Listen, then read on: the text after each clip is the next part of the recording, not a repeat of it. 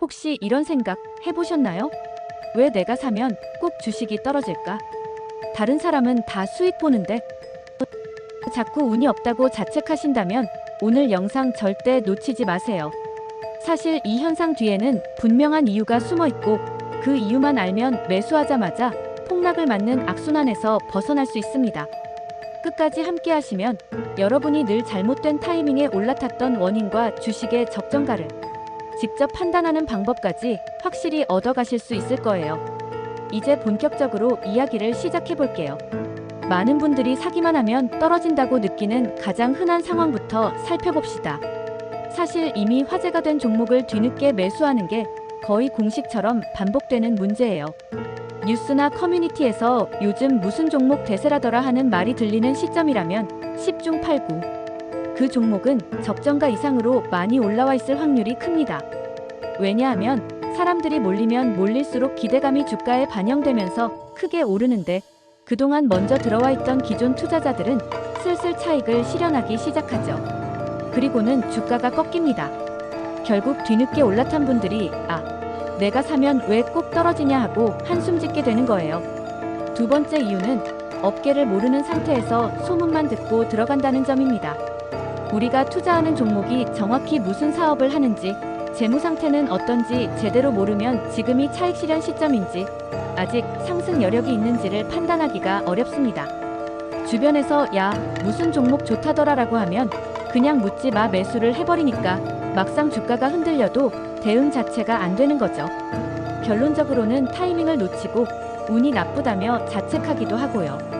그렇다면 이 적정가를 어느 정도로 봐야 할까요?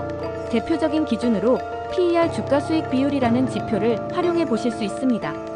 PER은 간단히 말해 주가를 주당 순이익으로 나눈 값인데 예를 들어 PER이 20이라면 현재 이익으로 원금을 회수하는데 20년이 걸린다고 볼 수 있습니다. 그런데 여기서 더 중요한 건 동종업계 평균 PER과 비교하는 거예요.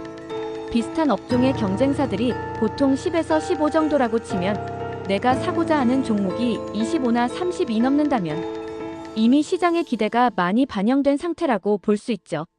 물론 PER이 전부를 말해주는 건 아니지만 이 종목이 혹시 너무 부풀려진 건 아닐까? 라는 질문을 던지는 출발점이 돼줍니다. 그런데도 그러면 적정가를 알아도 타이밍은 어떻게 맞춰야 하냐 싶으실 거예요. 사실 타이밍을 100% 정확히 맞추는 건 프로 트레이더도 쉽지 않습니다. 뉴스 하나, 정책 하나에 주가가 출렁이니까요.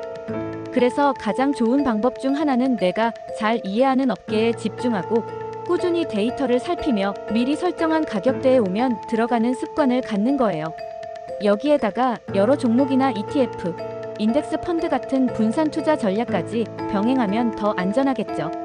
이미 한 종목에 올라탈 때마다 최고점을 찍어서 떨어지는 경험을 하신 분이라면 분산 투자를 통해 리스크를 확실히 낮출 수 있습니다.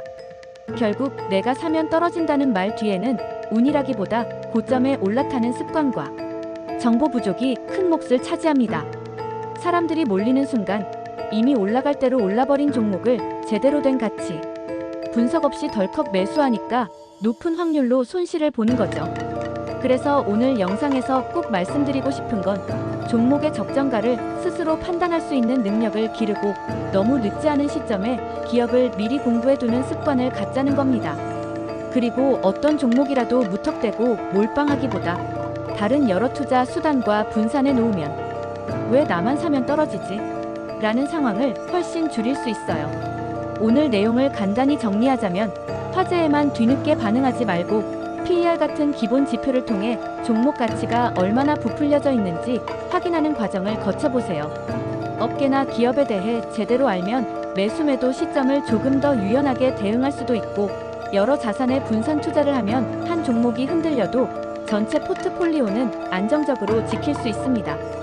이렇게만 해도 내가 사면 꼭 떨어진다는 악순환을 피하는데 큰 도움이 될 거예요.